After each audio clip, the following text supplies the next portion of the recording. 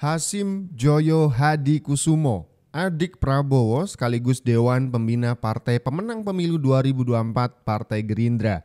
Hasim datang ke rumah Pak Jokowi pada hari Jumat 7 Maret 2025. Soal apa ini? Apa ini lobi Gerindra soal rencana Pak Jokowi bikin partai perorangan? Gerindra merasa tidak rela. Mengingat Gerindra sangat menginginkan Pak Jokowi buat masuk ke partai mereka. Kalau menurut kalian prediksinya soal apa ini? Pak Hasim sampai harus jauh-jauh datang ke Solo soan ke kediaman Pak Jokowi. Siap, mayor ya? Belum kapten. Udah mayor, belum? Foto lagi. Siap, modern. Jadi udah datang. Oh, sudah siap. Hari Pak. Hari Pak. Nah, ini baru mayor, Pak. Ini baru mayor. Nah, ini betul. Jadi baru. Aduh, ini baru pun.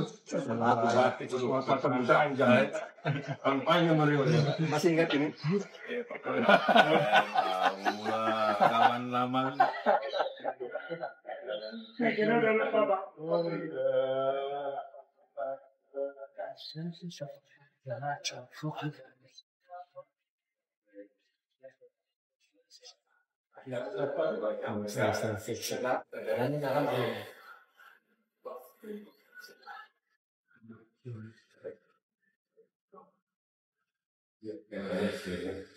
Sekarang di sini nggak beda satu. Itu satu.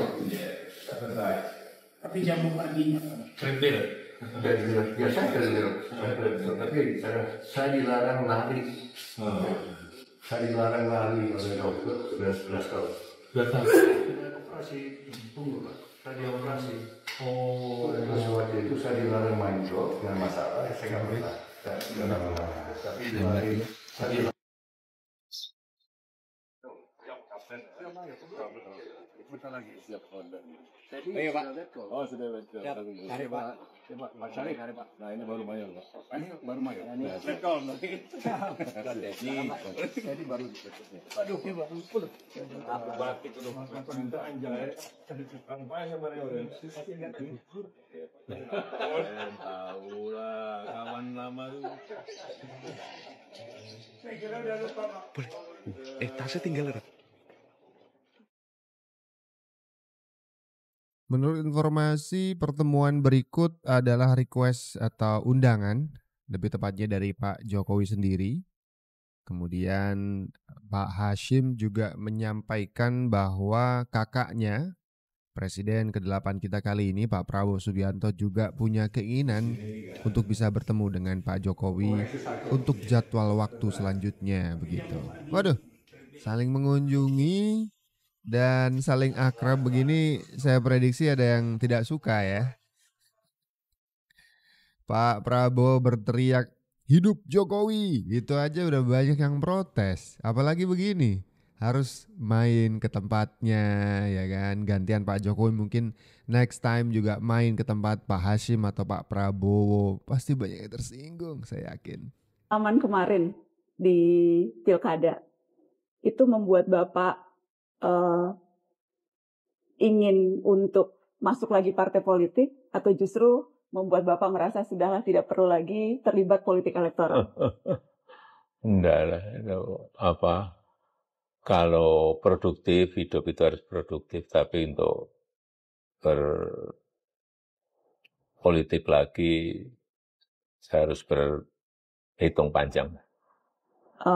PAN mengajak, Golkar berharap, Gerindra menyebut, Bapak ada ketertarikan untuk menerima? Belum berpikir ke arah sana.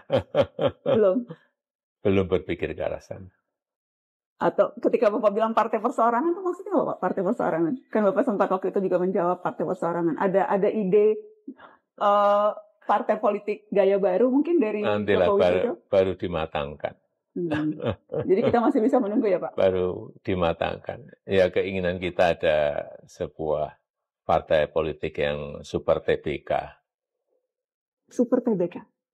Artinya? Ya dimiliki oleh seluruh anggota. Kalau yang sekarang dimiliki segelintir orang Pak? Saya nggak ingin berbicara mengenai itu. Karena Super TBK kan berarti terbuka. Semua orang berhak untuk merasa atau paling tidak punya kepemilikan Memiliki. terhadap partai politik. Itu partai Ya. politik yang ideal menurut Bapak? Idealnya seperti itu. Hmm.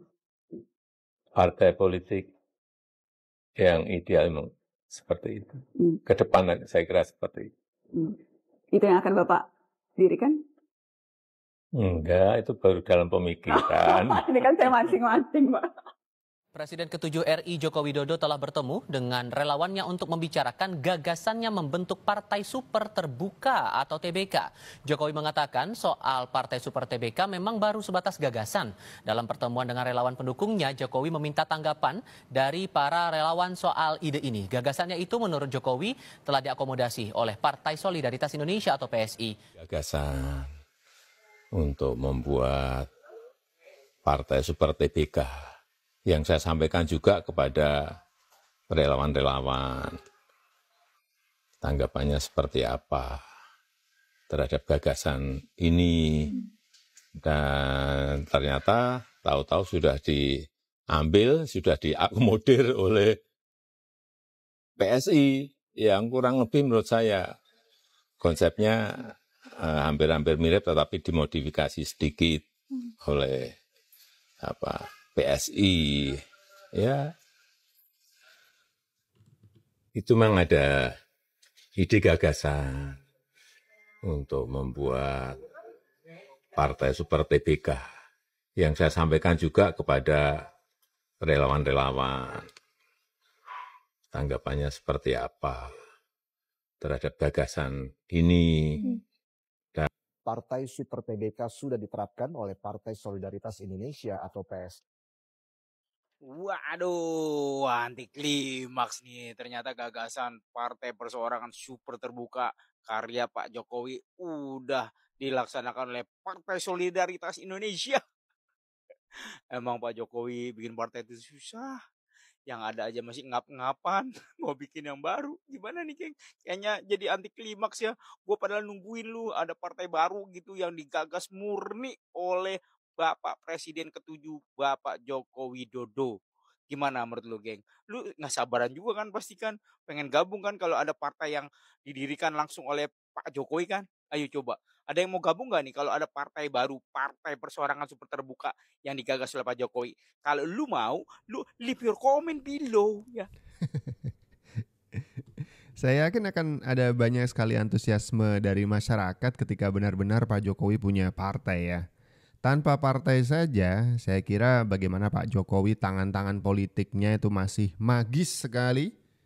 Masih bisa istilahnya mengkonduksi gitu ya, mengatur dan juga mengarahkan arah angin politik sesuai dengan keinginan Pak Jokowi itu masih bisa terasa hingga sekarang. Bahkan kemarin sempat ada geger tanggal berapa ya?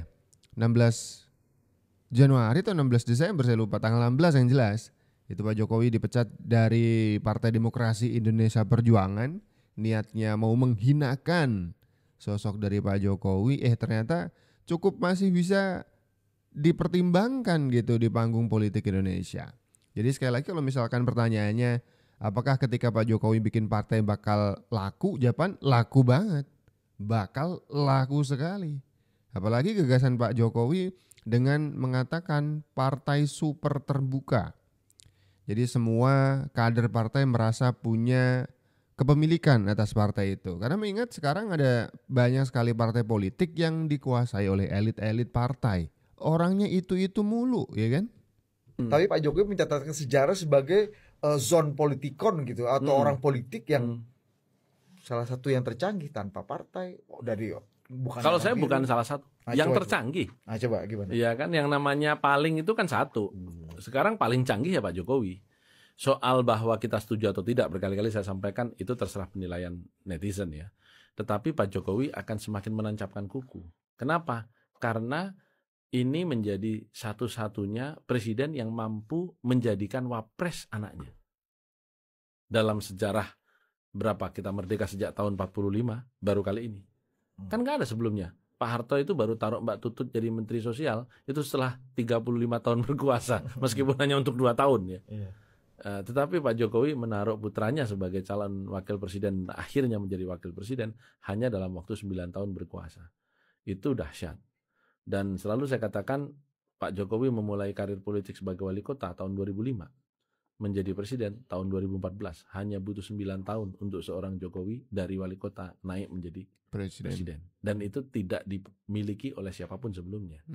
Nah sekarang yang terakhir tentu Pak Jokowi tidak akan begitu saja hilang dari panggung politik. Saya tidak pernah percaya itu mau pulang berkebun atau beternak dengan remunerasi yang diberikan negara atas pengabdiannya selama 10 tahun itu. Saya nggak pernah percaya. Pak Jokowi adalah zoon politikon yang akan terus memainkan kartu dan ini akan berlanjut. Kenapa? Seperti yang pernah saya sampaikan.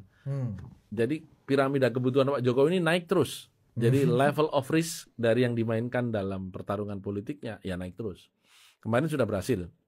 Berangkat dari tadi 9 tahun seorang wali kota tiba-tiba sudah jadi presiden. Kemudian di DKI hanya bermodal 2 partai politik melawan 8 partai politik pengusung Foke. Itu kan sudah dahsyat itu. Terus dari situ beliau melawan orang yang membiayai dan mensponsori menjadi calon gubernur, Pak Prabowo, dan menang tahun 2014. Nah, sesudah orang yang membiayai dan mensponsori beliau lawan dan menang, dirangkul tahun 2019, mengejutkan semua orang. Yang itu tidak pernah terjadi sebelum-sebelumnya. Nah, kemudian pertarungan level of risk-nya semakin tinggi lagi, melawan partainya sendiri, PDI Perjuangan tahun 2024 berhasil. Nah, saya kira Pak Jokowi akan mempertontonkan lagi kepiawaian politiknya dalam kreasi-kreasi di pilkada besok. Di pilkada. Jokowi itu lu harus jadikan teman, lu jadikan dia lawan, modal sendiri lu kan. Oh sorry, ya modal sendiri lu. Jangan salahkan orang lain, salah lu sendiri. Mestinya lu punya orang, mestinya lu pakai, enggak aja lu pakai, malah lu bikin jadi lawan. Modern lu. Kan gitu tuh. Jokowi seharusnya jadi kawan, bukan lawan. Dan apakah kedatangan Hasyim Joyo Hadikusumo, Dewan Penasihat Partai Gerindra, ke kediaman Pak Jokowi di Kelurahan Sumber, Kota Solo, terkait hal itu juga? Bahwa sinar politik Pak Jokowi masih memukau banyak mata. Dan apakah ini menjadi titik balik dari dipecatnya Pak Jokowi dari partai yang membesarkannya, Partai Demokrasi Indonesia Perjuangan, dan sekarang Solo Karir, ini akan menapaki jalan-jalan politik yang berbeda untuk beberapa tahun ke depan. Hingga nanti kita bisa melihat hasil apakah yang dihasilkan di tahun 2029. Prediksi kalian seperti apa? Tulis di kolom komentar.